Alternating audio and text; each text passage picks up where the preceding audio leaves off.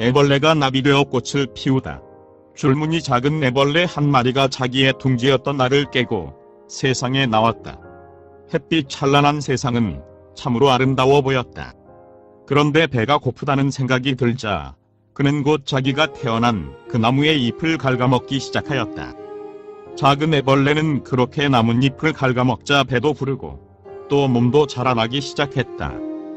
그러던 어느 날 먹는 일을 중단하고 생각하여 보았다. 왜 먹지? 먹고 차고 먹고 차고 이렇게 살아서 뭘 해? 아무 뜻이 없잖아. 그렇게 짜증을 내면서 그 나무를 내려와 버렸다. 내려와서 보니 땅 위에는 온갖 신기한 것들이 가득 차 있었다. 풀흙, 나무, 오이, 참외, 수박 등 그러고 자기보다도 크고 작은 벌레들이 얼마든지 많이 있어 이리 뛰고 저리 날고 하는 것을 보니 참으로 신기하고 또 재미가 있었다. 정말 세상은 멋있는걸. 진작 내려올 것을 그랬어. 그렇게 후회하기도 하였다. 그러나 그것도 잠깐 재미는 순간순간 흘러가고 그 대신 짜증스런 일들이 더욱 많아졌다. 애벌레는 어느 날 멀리 길을 따라가 보니 자기와 똑같이 생긴 것들이 줄을 이어가고 있었다. 어찌나 몸이 꼭 같이 닮았던지 하마터면 흥분하여 부딪힐 뻔하였다. 그런데 그들이 하는 꼬락서니를 보니 우스웠으나 각자 먹는 것에 팔려서 전혀 다른 이야기를 할 틈이 없었다. 저들도 나 모양으로 별 수 없구나. 애벌레는 또 한 번 탐식하고 호기심에 그들이 걸어가는 뒤를 따라 계속해서 가보았다. 그러나 가도 끝이 없었다. 의심이 나서 옆에 벌레에게 물었다. 어디로 가는 거냐? 나도 몰라. 어디로 가는지. 그러면 왜 가니? 저들이 가니까 나도 그냥 따라가는 거야. 참으로 어처구니 없는 소리였다. 그러나 나와 다를 게 뭐가 있단 말인가. 그래서 이왕에 따라 나섰으니 더 좀 따라가 보자고 마음 먹었다. 그렇게 따라가다가 보니 무슨 기둥나무 같은 것이 높이 솟아 있었다. 그것은 애벌레와 애벌레가 차곡차곡 기어올라 하나의 탑을 형성하고 있는 것이었다. 밑에 깔린 것은 이미 화석이 되어 있고 위로 올라 있는 것들만이 계속해서 움직이고 있었다. 한참 동안 전 먹던 힘까지 내어오르다 보니 땀이 비오듯 하며 더 이상 올라갈 수가 없었다. 그런데 공교롭게도 그의 앞에서 노랑 줄무늬를 가진 애벌레 한 마리가 고개를 쳐들고 있었다. 보지 않았을 때는 무조건 밟고 올라갔는데 서로 눈이 마주친 후에는 더 이상 짓밟을 수가 없었다. 어디서 어디로 가니? 나도 몰라. 저 위에 간다면 좋은 것이 있을 것이라는 생각 때문에 무조건 가는 거다. 그런데 이상하게도 그 애벌레에게서만은 따뜻한 정을 느꼈다. 그래서 넌지시 눈짓을 하면서 말했다. 야, 우리 저 한쪽으로 가서 이야기나 좀 하고 가자. 그래서 그들은 옛 고향 이야기로부터 부모님에 대한 이야기, 선조에 대한 이야기, 친구, 학교에 대한 여러 가지의 이야기들을 재미있게 주고받았다. 너무나도 재미가 있어서 시간 가는 줄도 모르고 지내다 보니 어떻게 정이 들었는지 자기들도 모르는 사이에 사랑을 하기에까지 이르렀다. 그렇게 해서 아내가 된 노랑 애벌레는 줄무늬 애벌레를 철석같이 믿고 하늘같이 높이 우러르며 사랑하는데 남자 애벌레는 이상하게도 짜증만 내고 있었다. 내 그 끝이 어딘지 몰라서 한번 가보고 싶었는데 저것을 만나 가지고 뜻을 못 이루었잖아. 이렇게 속으로 뇌이면서 계속 짜증을 냈다. 그때 여자 애벌레가 물었다. 왜 그래?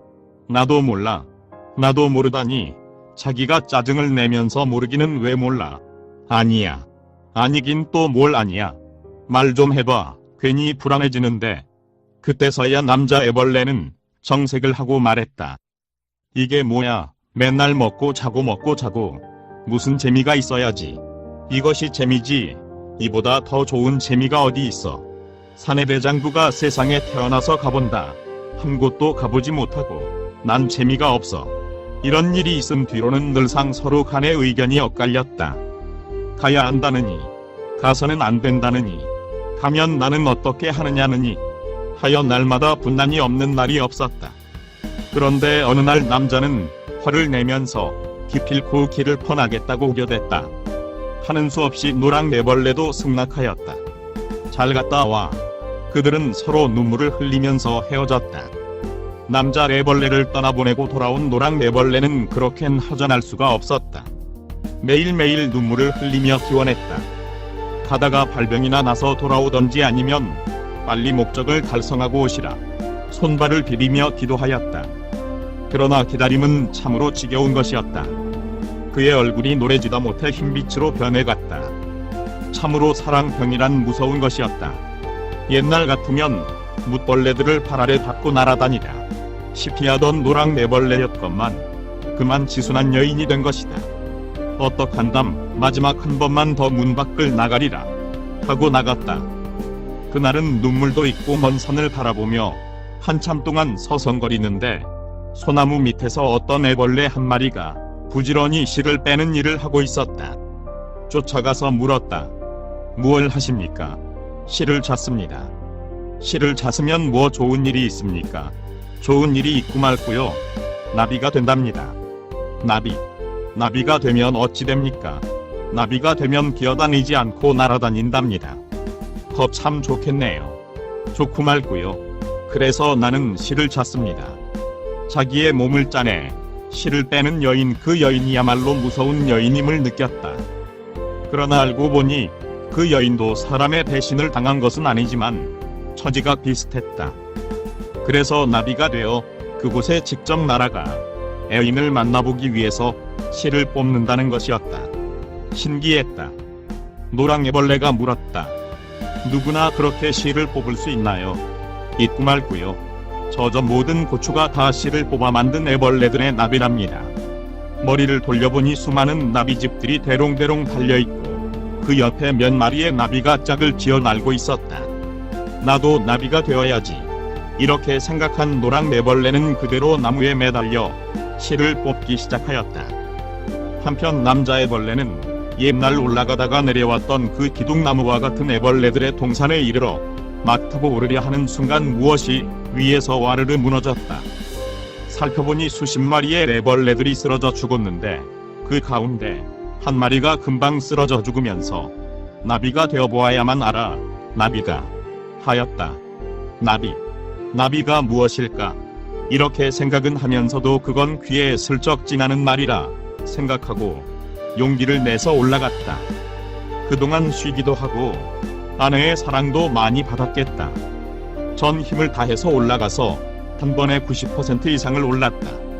올라서서 보니 세상엔 애벌레 기둥이 많기도 하였다. 곳곳에 빌딩처럼 수없이 많은 애벌레 기둥들이 높이 솟아있는데 모두 그의 꼭대기에 앉아있는 사장님이라 하는 애벌레들은 떨어지지 않으려고 몸부림을 치고 있었다. 줄무늬 애벌레는 그때서 고개를 끄덕였다. 그것이로구나. 그래서 나비가 되어야 한다고 하였구나. 그런데 이제 거기서부터는 더 이상 안 올라가려고 몸부림을 치는데 놈들이 워낙 큰 힘으로 밀고 올라오니까 어쩔 수 없이 밀려서 오르다가 밑으로 꼬꾸라지곤 하였다. 가련한 세상. 그러나 이제 탄식한들 무슨 소용이 있겠는가. 남자 애벌레는 그만 체념하고 깊은 사색에 빠졌다. 기껏 올라온다는 것이 이거냐? 그렇지만 방심만 하면 어느 틈엔가 처냐마냐한 낭떠러지로 떨어지기 때문에 온갖 힘을 다하여 버티고 있었다. 어느 햇빛 맑은 날이었다. 몇 번이고 몸이 대롱 떨어질 뻔하여 현기증을 일으키고 있는데 위에서 어떤 큰 날개를 가진 것이 와서 자기의 머리를 꼭 조였다. 그동안 온갖 신고 끝에 나비가 된 아내가 찾은 것이었다. 몸은 나비가 되었지만 생각만은 달라질 수 없었다. 그래서 갖은 고행 끝에 나비가 된 노랑애벌레가 예끼를 찾아 그곳에 온 것이다. 내려가요. 죽더라도 용기를 내이 내려가요. 하고 말없는 말을 하였다. 그래서 그는 용기를 내서 조심스럽게 구르기 시작하였다. 위험한 공중서커스의 엘리베이터를 타고 내리듯 그는 무사히 땅바닥에 나동그라졌다. 나비가 곧 날아와서 입에 물을 죽여 죽지는 않고 살았다. 예비별지에 가보니 나뭇잎만 이리 뒹굴 저리 뒹굴하고 있다. 나비의 휘나래를 따라 어느 솔잎 사이에 다다르니 자기의 나비집을 가리키며 당신도 이렇게 나비가 되라 하였다. 그래서 그는 용기를 내어 실을 빼서 줄무늬 나비가 되었다. 나비가 된 줄무늬 나비는 노랑나비와 함께 짝이 되어 세상 구경을 하고 다니는데 그렇게 재미가 있을 수가 없었다. 그래서 오늘은 동쪽, 내일은 서쪽, 모레는 남쪽 하늘식으로 곳곳을 살피며 재미있게 유람하였다.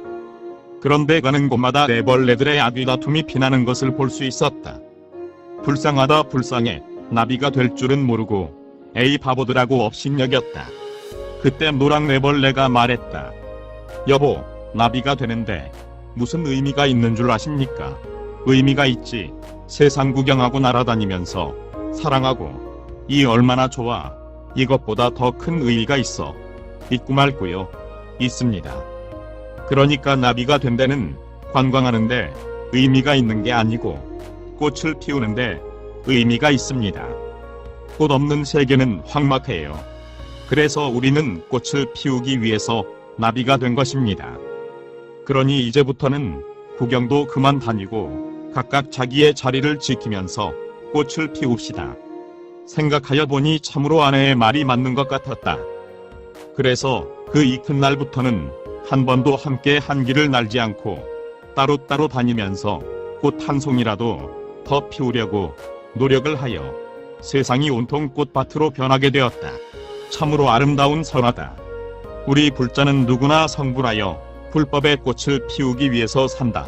그리고 모든 애벌레들을 불쌍히 여기고 그들을 자비심으로 구원하여 모두 다 나비가 되어 극락세계의 꽃밭을 장엄하도록 길을 인도하여야 할 것이다.